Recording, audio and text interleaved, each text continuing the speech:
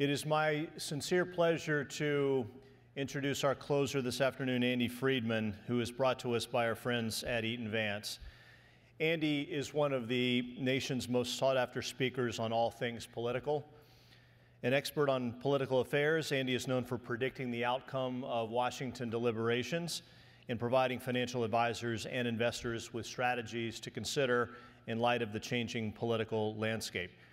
He practiced law privately for almost 30 years, and he also served as tax counsel to Major League Baseball, the National Football League, the NBA, and the NHL.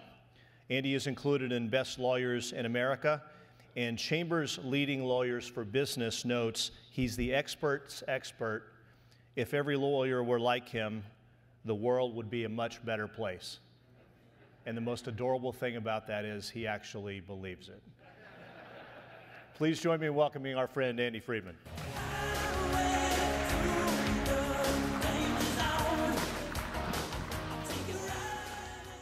Thank you, Jay. I also believe that when you talk about lawyers making the world a better place, it's a low bar. So thank you for inviting me. It's always a pleasure to be at this meeting. I know I'm standing between you and cocktails. I will tell you, by the time I'm done talking about Washington, you are going to need the alcohol. So I'm glad you're here. I want to cover three topics with you today. I want to talk about the fiscal deadlines that Washington has faced this fall and continues to face, which also resulted in Speaker Boehner's resignation. Talk about the DOL fiduciary regs, and you have a white paper I wrote courtesy of Eaton Vance on your desk from that. And then, of course, talk about the presidential election and what I think is going to happen there. In order to understand, though, what happened this fall, you have to go back a year ago to the election that took place this month a year ago. We all know that a year ago the Republicans took over the Senate. You may not remember that we expected the Republicans to take over the Senate 2 years earlier in 2012, but they lost seats. So what was the difference this time? Why did Republicans win? They won because Republican senatorial candidates last year recognized that in order to win most statewide seats, or maybe the presidency, Republicans were going to have to attract independent voters. 42% of our country is independent right now. That's an all-time high. What's the percent of Republicans? The lowest in 30 years, 25%. So you don't have to be a math major to realize if Republicans are going to win most statewide seats, they have to attract independent voters. What do independents want? They tend to want to see compromise. They want to see progress. And so Republican senatorial candidates said, let's soften some of the hard edges of our positions, show a willingness to compromise, we'll attract independent voters, we'll take over the Senate. And that's exactly what happened.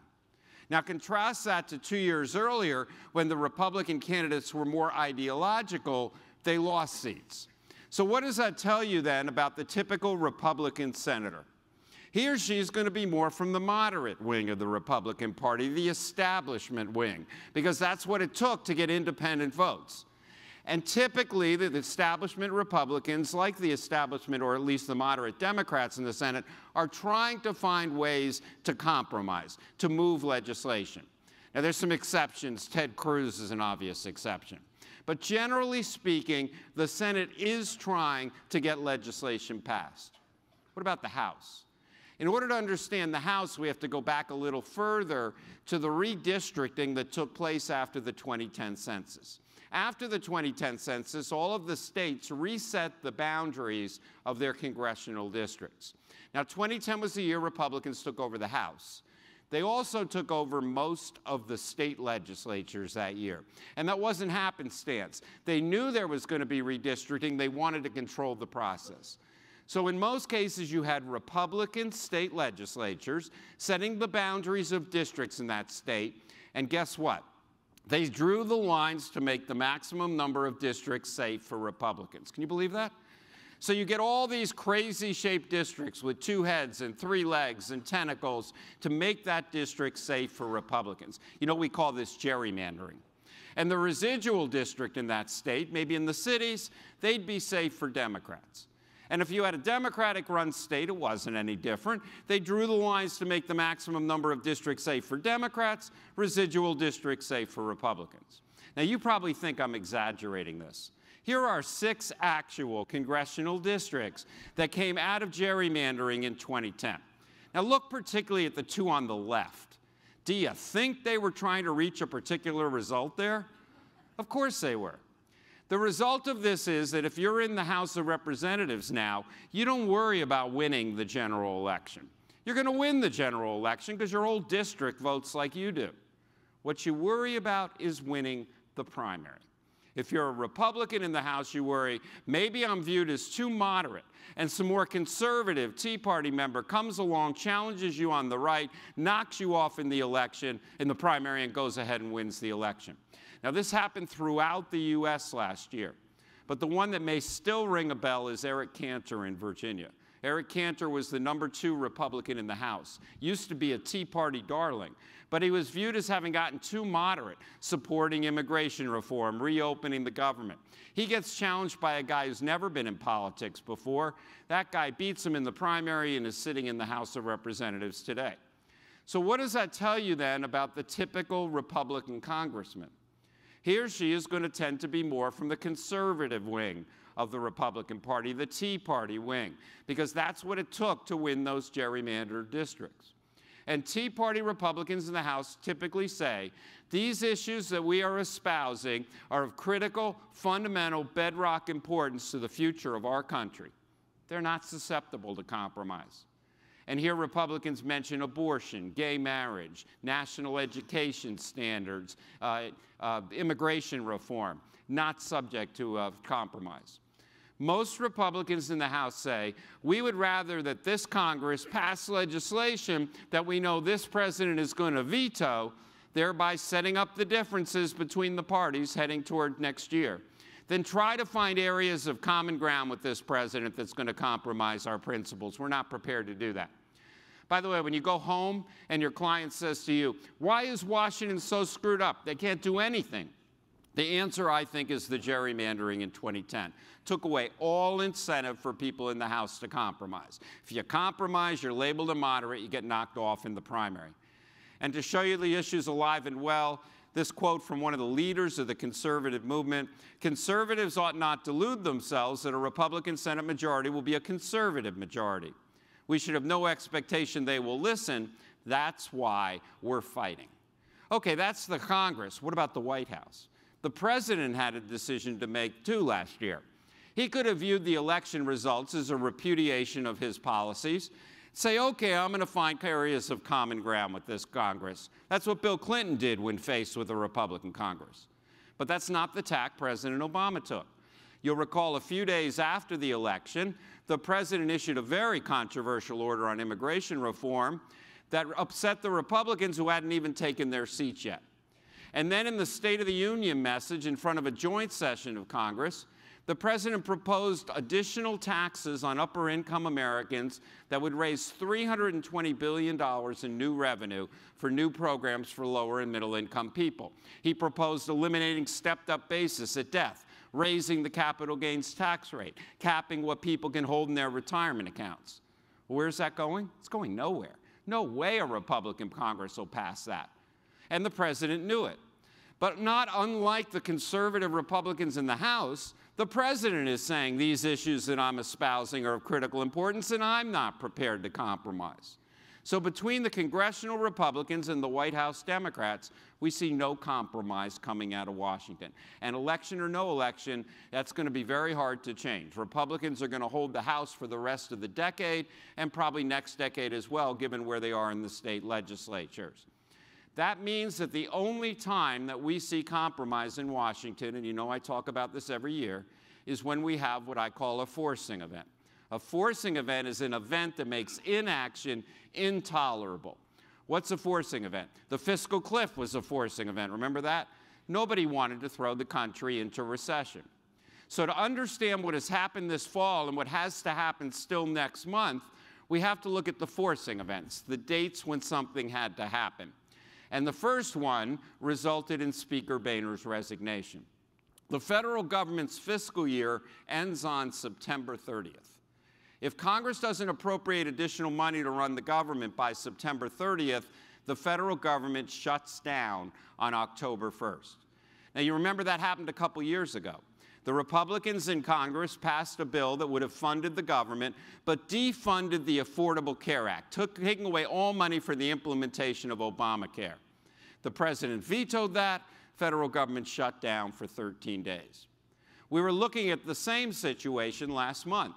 The Republicans, particularly in the House, said, we want to pass legislation that would defund Planned Parenthood.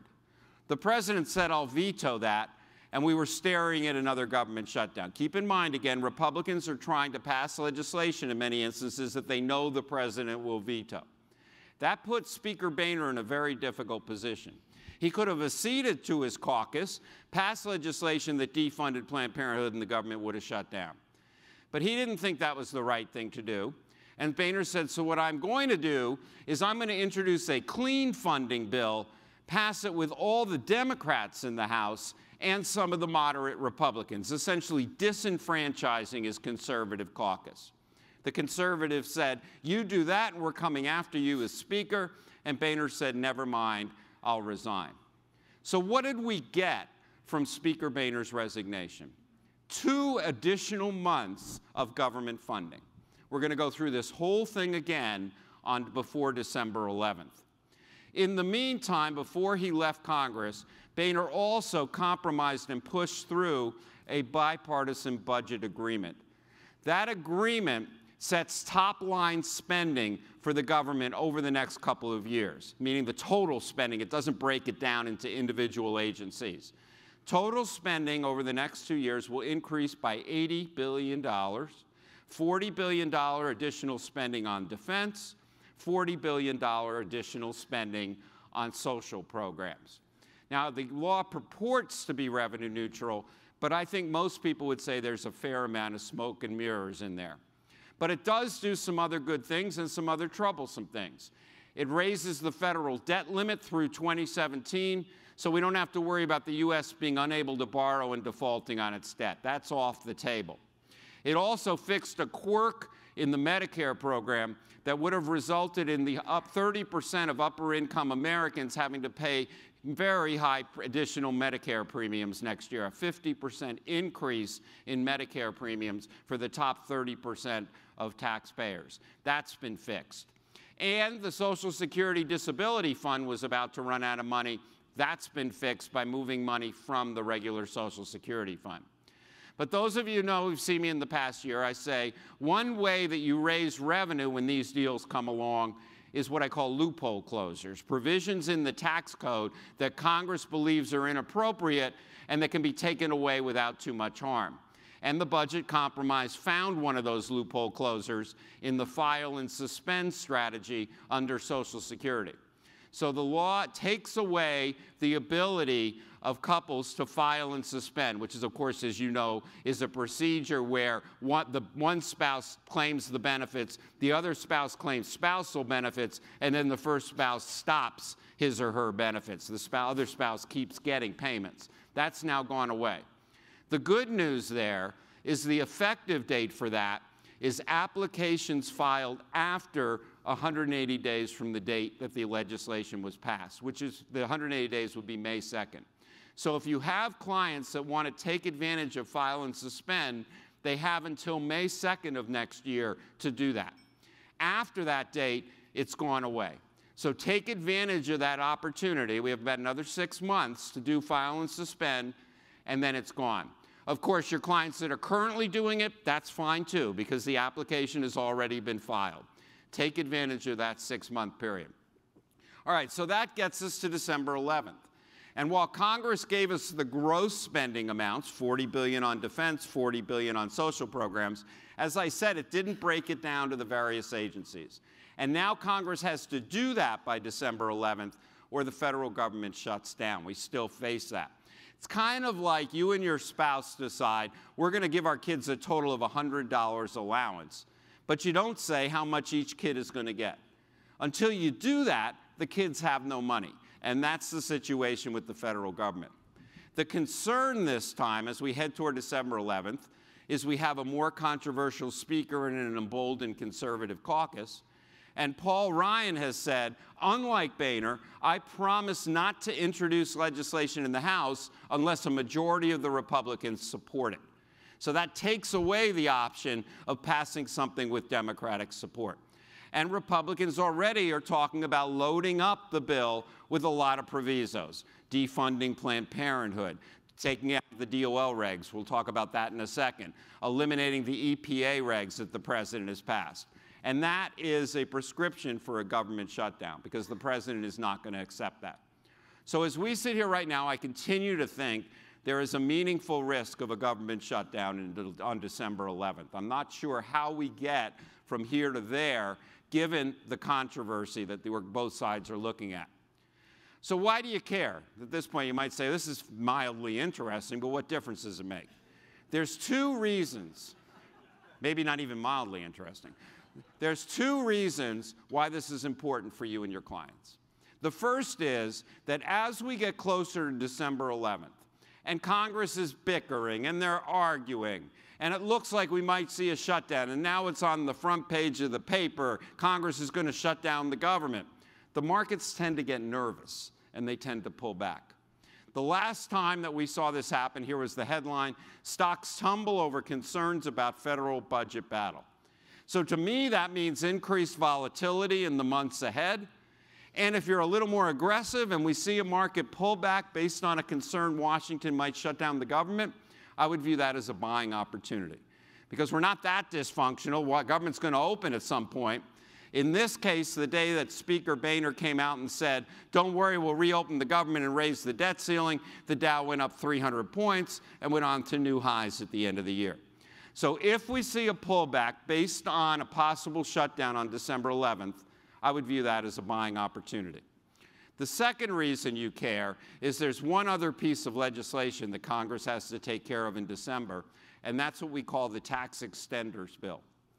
There's a group of provisions in the tax code that expires every few years, and same group of provisions. And every few years, Congress has to go through the trouble of extending them. All those provisions expired at the end of last year. One that you might use with some clients is the ability of somebody over the age of 70 and a half to take up to $100,000 out of their IRA, have it go directly to a charity, and avoid all tax on that IRA distribution. And that can be their required distribution from their IRA. Now that charitable contributions are subject to phase-outs and limitations, this was a great deal, because money that went straight from your IRA had no phase-out. You got a full deduction. As I said, that expired the end of last year. I believe Congress will extend that and the other expired provisions in a tax extenders bill next month. So if you have clients over 70 and a half who are charitably minded, you might want to hold off on IRA distributions, hold off on large charitable contributions, keep an eye on the tax extenders bill. When that passes, that would be the time to go ahead with that. I should warn you, last year I believe it passed about 3 days before Christmas. So try to be patient, but I believe that it will pass. All right, that's kind of the fiscal situation in Washington. Let's move on then to what's going. Actually, let me make one other point. I'm sorry. What we are seeing over time is more and more government spending. We're seeing $80 billion in more spending as a result of this package. We know we're going to have a lot more entitlement spending as the people get older and Social Security and Medicare spending goes up. And what that means inevitably going forward is higher taxes. Now, I don't mean a higher tax rate. That's too controversial. But what I continue to see are these loophole closers as Congress whittles away at more and more of the advantages we can take under the tax code. Our clients are going to lose more and more of those opportunities as time goes on. And you add that to the high tax rate jump we saw in 2013, 10 percentage point increase in tax rates in a single year, and there's no question that wealthier Americans are going to continue to pay more taxes in the years ahead. And if your clients believe taxes are already high, they're right. This from the Congressional Budget Office. Current tax rates are well above the average rates during the past 35 years for households at the top of the income distribution. Our wealthier clients are paying the highest taxes they paid in almost 4 decades. So what does that mean? It means we have to continue to be mindful of the tax drag on our clients' investments. Things you'd already do, harvesting losses, buy and hold strategies, muni bonds, MLPs, REITs, anything that flows through income with little or no tax makes a lot of sense. Look also where you're holding your clients' assets. If you have tax-efficient assets, sure, hold them in a non-qualified account. But if you have tax-inefficient assets, those funds that throw off those big dividends in December, maybe you want to hold those in your IRA, or maybe in some sort of other deferral vehicle like a variable annuity. That advantage of tax deferral is much higher now that tax rates have jumped. And as I say, I think as the years go by in the next several years, we're going to see more and more changes that keep increasing the amount that our clients pay in taxes. It's just inevitable in order to keep up with this government spending. All right, then let's move on to the DOL regs. This is obviously something that has been of some consternation to the industry, but I don't think the full story has necessarily gotten out yet. The story of the DOL regs begins in 2010. When the Department of Labor issued regulations, proposed regulations, that said that if you are a financial advisor helping with an IRA account, you can't receive any of your normal forms of compensation. No commissions, no fee-based payments, no 12B1s, nothing. All you can get is a small annual administrative stipend every single year.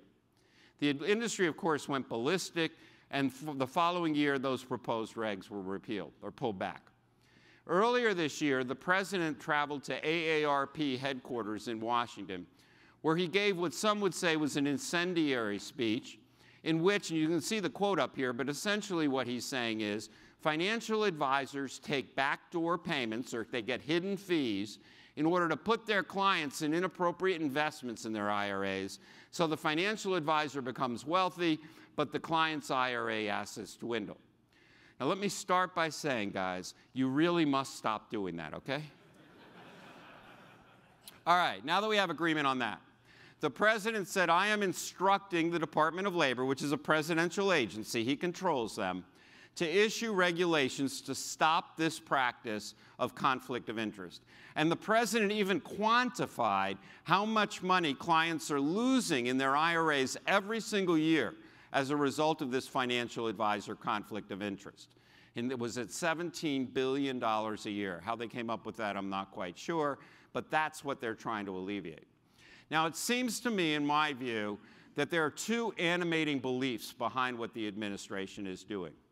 The first, which I've already alluded to, is that differing financial advisor compensation on different products creates a perverse incentive where a financial advisor can be more inclined to line his or her own pockets rather than make sure the client gets the best investment. That's number one from the DOL's position. The second is that IRA holders are better off, in their view, purchasing assets at the lowest cost, and therefore institutional pricing is to be preferred over retail pricing when it comes to IRAs. By the way, just keep in mind, everything I'm talking about applies only to IRA accounts. Does not apply to non-qualified accounts at all. Now, the industry's been very involved in this, and I have to give my kudos to Merrill Lynch, because Merrill Lynch, I think, has been one of the most effective companies at engaging the Department of Labor and trying to understand and get their arms around the rule. Merrill, of course, has a long history of putting the client first. And so the concept of this rule, I don't think, is something that Merrill objects to, at least as has been told to me. In fact, I recently had lunch with a senior Treasury official with whom I used to practice law, and he specifically mentioned Merrill Lynch without prompting as one of the companies that has been incredibly forthcoming in trying to deal with these regulations. So I applaud you for that. Having said all that, in my view, not necessarily Merrill's, the regs do have some problems as we start watching their implementation. First of all, because the regs believe that differential compensation on different assets, different products, causes a problem, the only way to avoid the regulations entirely is to have fee-based accounts. You have to have an account where the amount that you're paid is independent of the particular product you sell. So a fee-based account where you get a % of all the assets under management, that's fine, and you're not even within the regs. There's no limit on what you can charge, et cetera. if you're in a fee-based account, if all your clients are in fee-based accounts, you are outside the scope of the regulations.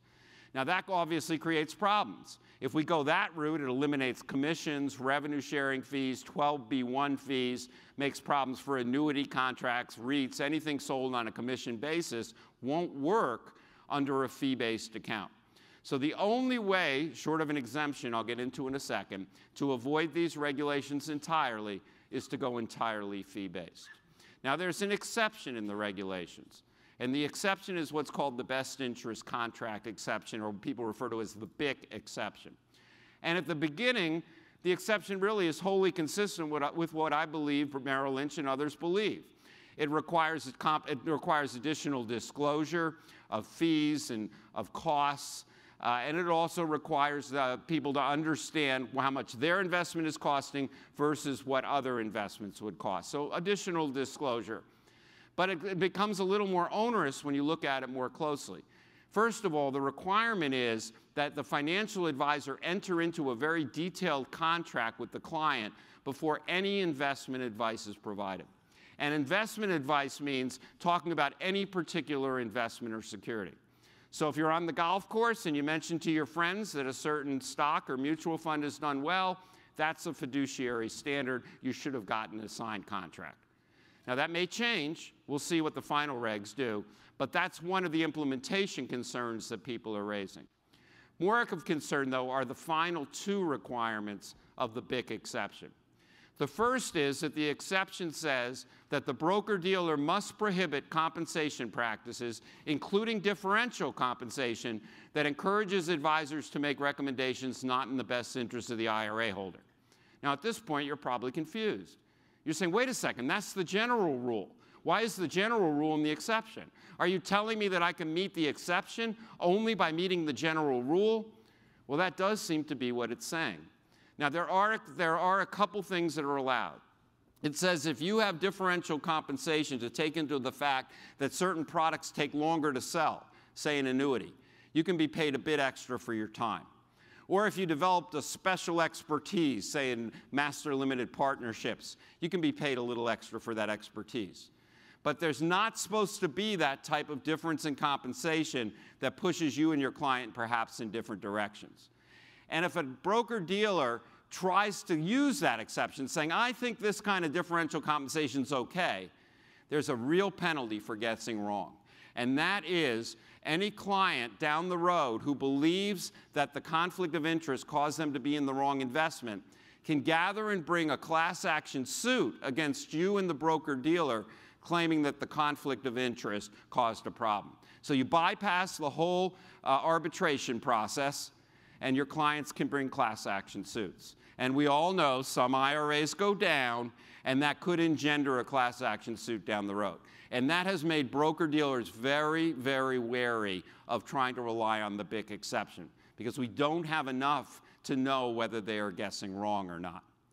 All right, the industry has obviously pushed back. As I said, Merrill's been involved. But the industry's noted a number of problems with this proposal. One, that there's a concern that we are going to see smaller IRA holders kicked out of a lot of broker-dealers because it's not worth it to go through all this trouble if there's a low amount of assets. Or if a broker-dealer keeps the IRA accounts, you're actually going to start charging small IRA holders more, because currently small IRA holders don't move their assets around much, they don't incur many fees. Now you're going to put a fee-based payment on it so they have to pay every year. That's not really in the interests of IRA holders. More of a concern, and maybe this is a lawyer's point, but I don't think so, is that Dodd-Frank told the SEC that they should promulgate fiduciary rules to cover all accounts, non-qualified and qualified. The SEC hasn't done that yet. DOL hasn't coordinated with the SEC. What do we do if the SEC comes out with a rule that's different than the DOL rule? How do broker-dealers comply with both when they have to? Also a big problem. All right, so what's going to happen? Well, there's three ways that we might see these regulations changed or stopped, if you believe that's the right thing to do. The first is that we're still waiting for final regulations. And the Labor Secretary, Thomas Perez, has said, we've heard the industry comments. I think there's some skepticism in the industry that we're really going to see meaningful changes when the final regulations come out, which I believe will be in January or February next year. We'll see, but I think the jury's really out as to whether DOL is willing to make a lot of changes. The second way of going about this, I already alluded to. In the December 11th funding bill for the government, there could be a provision put in there that says no funding for DOL to implement these regs. And I think the Republicans, at least, are quite willing to do that.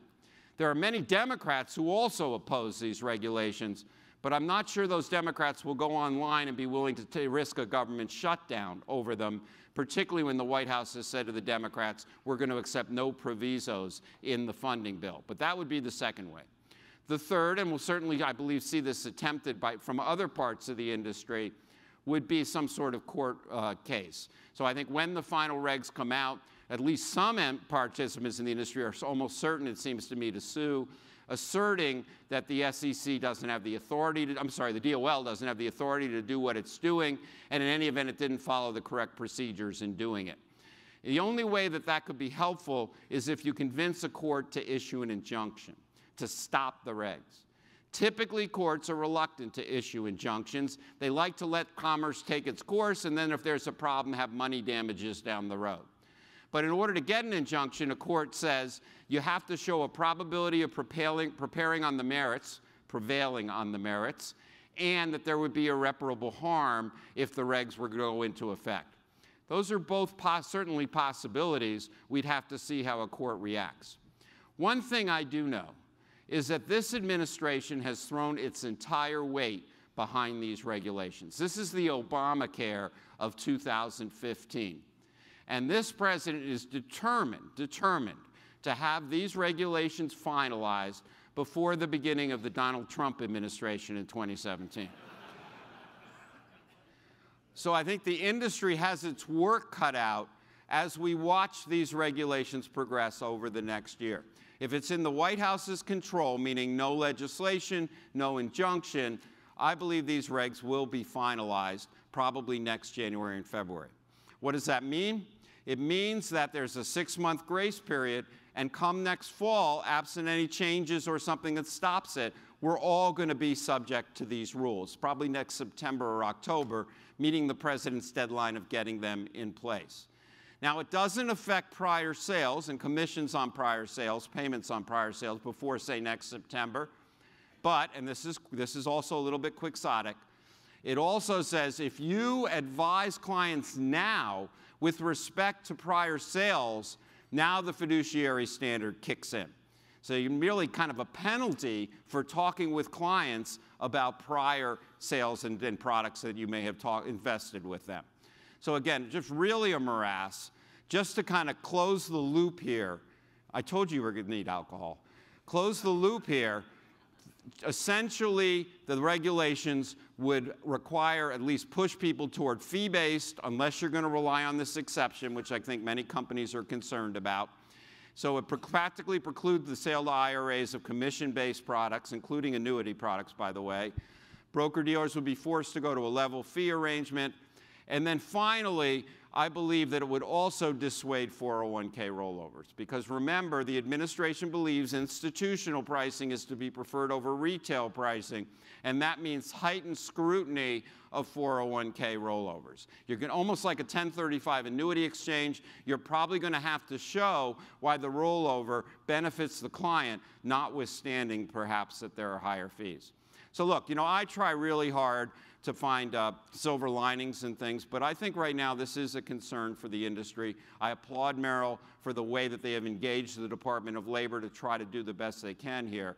But I suspect that we are going to see something of a profound change in the way that we do business come next fall. So not a lot of good news there. I apologize, but that is kind of where I think we stand. And again, you have all this in a white paper right in front of you. All right, let me finish up then, kind of lighten the mood a little bit, by talking about the presidential election. It's not going to surprise you what I say. I think it depends crucially on the Republican candidate for president. If you get a Republican candidate for president who can attract only white voters, then the Republicans are not a sustainable enterprise. Mitt Romney got 59% of the white vote, which is quite high by historical standards.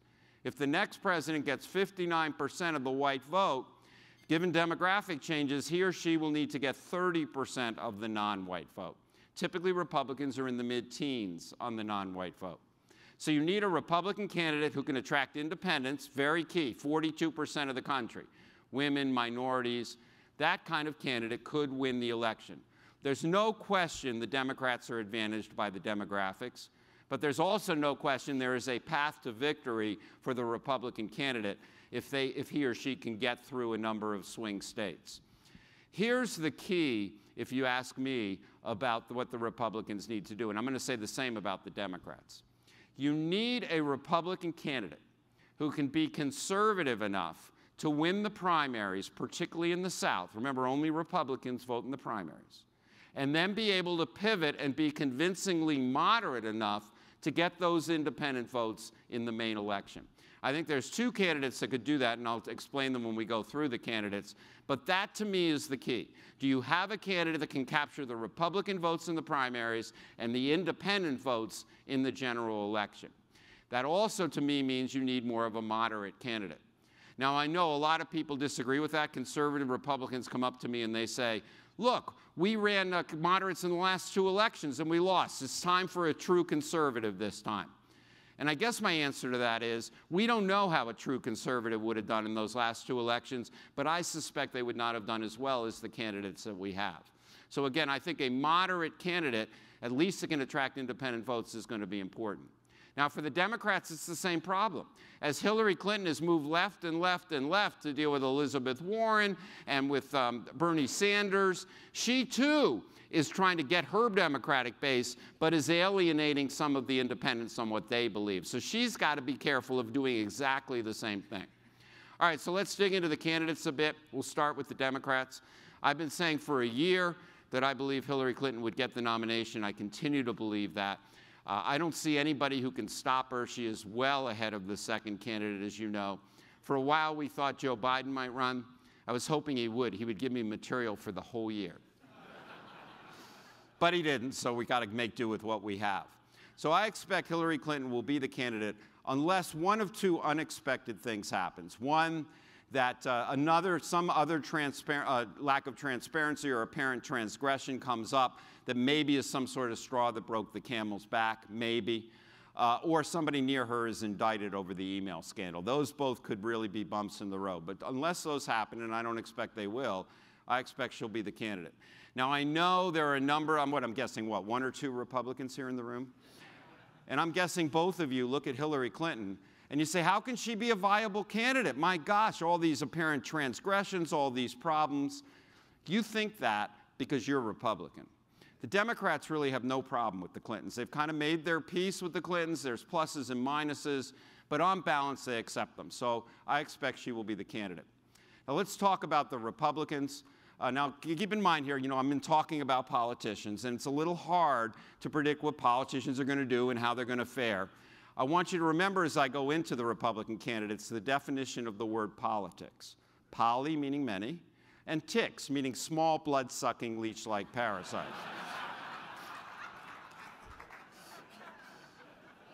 So, with that in mind, we'll start with my favorite cartoon, a teacher talking to her students. In America, every one of you can grow up to be a Republican presidential candidate. And I think we're down to at least 9 that I would want to talk about. We know that the candidate is either going to be a senator, a governor, or somebody who is entirely out of politics. So let's start with the last out of politics. That means we have to start with Donald Trump. Look, 72% of Americans don't like politicians, they don't trust politicians, and when Donald Trump says those people in Washington are stupid, everybody says, yeah, I agree with that. That sounds right to me. But when Donald Trump starts insulting people next to him on the stage, he starts to look like a bully. And that's what happened really in the second debate. I watched all 3.5 hours of the second debate, so you didn't have to. And Donald Trump really started, as you know, picking on people on the stage. Indeed, in his opening statement, he said, I don't know what Rand Paul is doing on this stage. He only has 1% of the vote. And I could pick on his looks if I wanted, because there's a lot of ammunition there.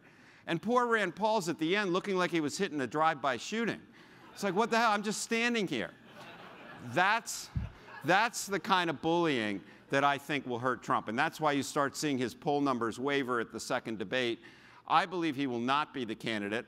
How could I be wrong? I could be wrong if he's still going strong on March 1st. March 1st is Super Tuesday. If he's still doing well then it's a different story.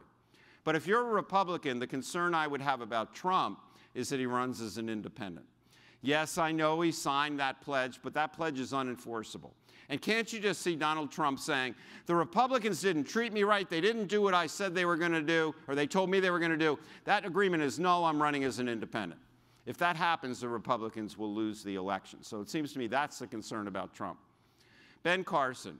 I had been trying to give Ben Carson the benefit of the doubt because obviously he's a very smart man, articulate. But the one thing he hasn't done yet, and I keep waiting for him to do, and he didn't really do it last night either, is tell us how he would handle particular issues. How are you going to deal with ISIS? How are you going to deal with tax reform? We don't know that. We keep waiting for him to be more substantive, and instead we get comments like the Egyptians built the pyramids to store grain. Those are not...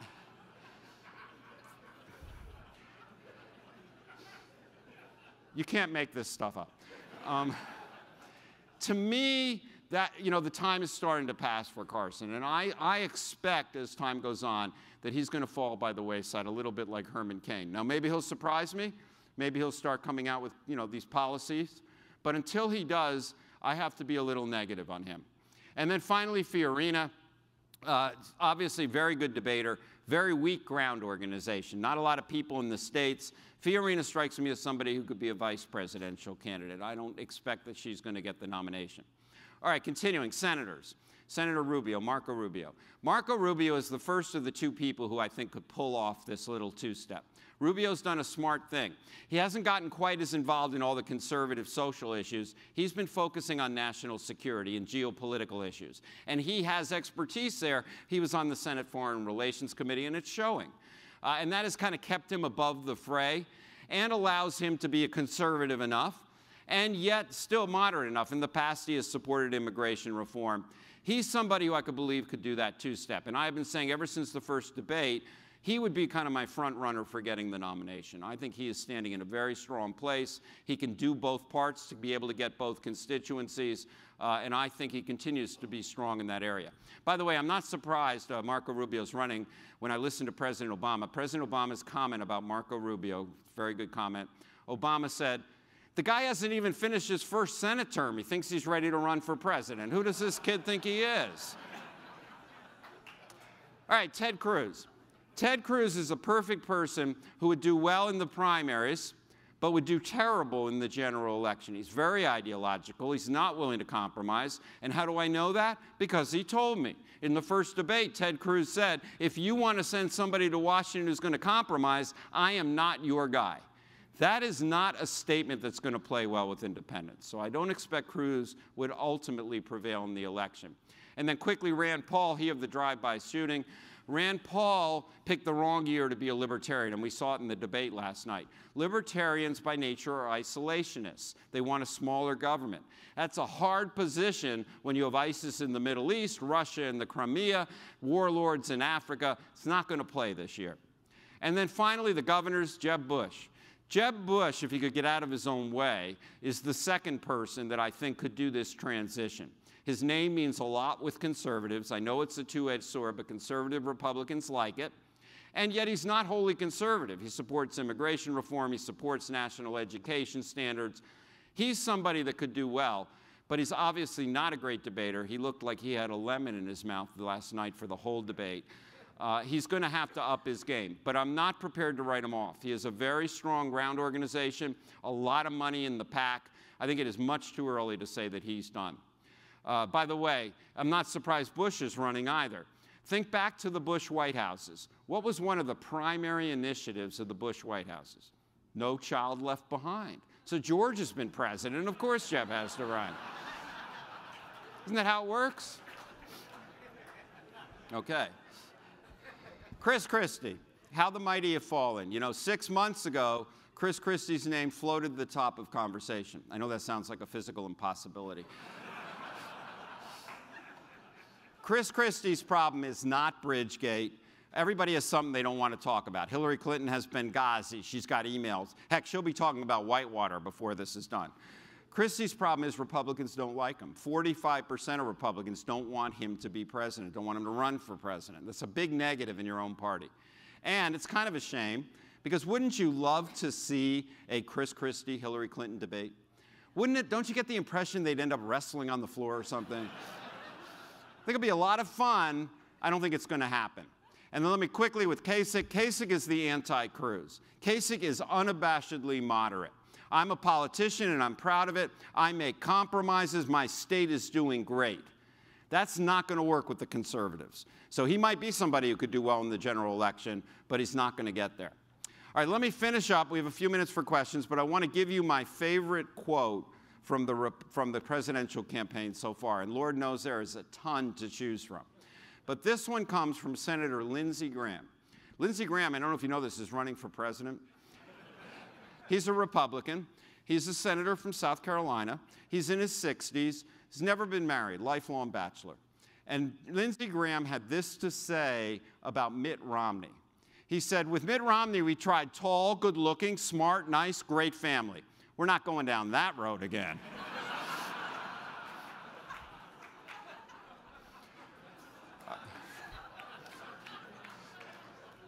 All right, quick thank you to Eaton Vance. I have a long-standing relationship with Eaton Vance. All of my papers, all of my updates are on their website, Eaton Vance on Washington, so by all means take a look there and you can grab them.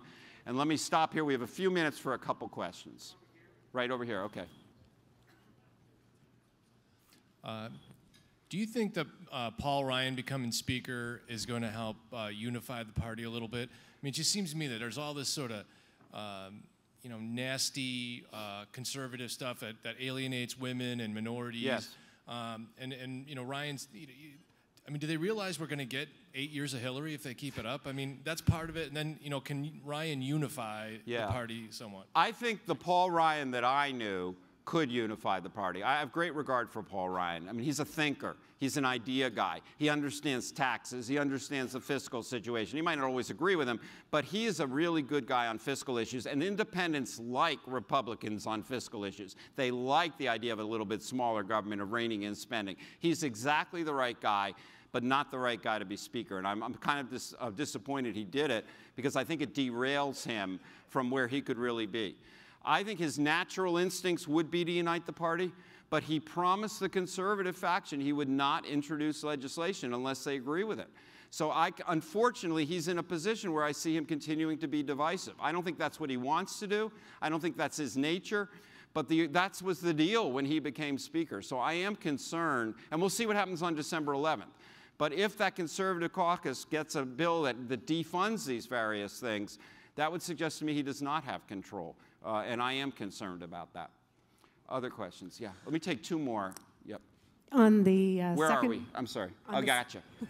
On the second day of the new administration, if it is indeed President Trump, can they reverse the DOL standards, the regulations at that point? You're asking about the next president? The next president. Yes. Yeah. Because this was instituted as an executive position, the next president could pull back the DOL. Now, if it was still proposed at the time that Obama left office, the next president would pull back the DOL, because a new president pulls back all proposed regulations and starts from scratch. But if it's been enacted, if it's been finalized, then in order to pull it back, you have to go through the whole hearing procedure and comment procedure that we've gone through for the past year over this. So it's not so easy to pull back a reg, but it's certainly possible. And I would expect that if you have a Republican president, they would try to pull this back, pull back the EPA regs. It seems to me that's possible. But it's a much more difficult thing to do once it's finalized, which is why the president wants to finalize it. All right, last question. I'm going to be at dinner tonight if there's any other ones. Yeah. Okay, I used to work at the Republican National Committee back in the Lee Atwater era under Don Todd, and so I kind of have a perverse thinking a little bit. And isn't it really a curse for your party's candidate to win the presidency? Because then you lose the House and Senate, or at least you lose seats. And right now we have just, a fraction of a minority, and I appreciate you talking about what horrible candidates the Tea Party has been fielding, because I count 10 Senate seats we've lost because of it. So my dream scenario would be Joe Manchin becomes the president, and I could tolerate him, and then the Republicans gain seats in the House and Senate. So isn't it a curse? Yeah, so I think what you're saying is maybe you kind of like the divided government, and that when you get a Republican in there, you end up losing congressional seats down the road, and that is true. Or a Democrat, and you lose Democratic seats. You're right. The crown jewel is the Congress, right? Pardon me? The crown jewel. The crown jewel, is the Congress, well, right? Sure. You can't pass legislation without the Congress, and you're seeing what happens when a president tries to do it himself. You have litigation spawning out of every single action. For instance, the immigration provision was now struck down by the appeals court yesterday. So yes, I think that's a fair statement, but the president still has a lot of power. I mean, if you could get a president and a Congress that is the same party, things get done. Now, you may not like what they got done. What was the last thing that got passed when we had one party? Obamacare, right? Because no Republicans were needed. So, you know, it depends, but I hear the point. Yes, the presidential party will lose seats ultimately in Congress. That's just the facts. All right, I will see you guys at cocktails and dinner, but thank you guys for coming. I appreciate it. Andy, thank you as always. Highly entertaining, thoroughly depressing at the same time. I think you definitely sold a lot more booze tonight. 30 more seconds of announcements.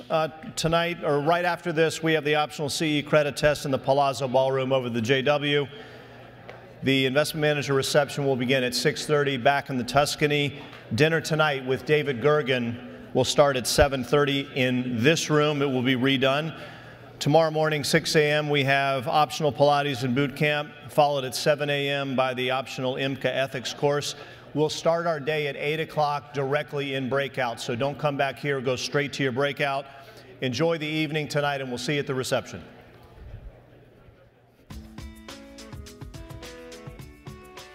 Ladies and gentlemen, make sure you take all of your belongings, take all your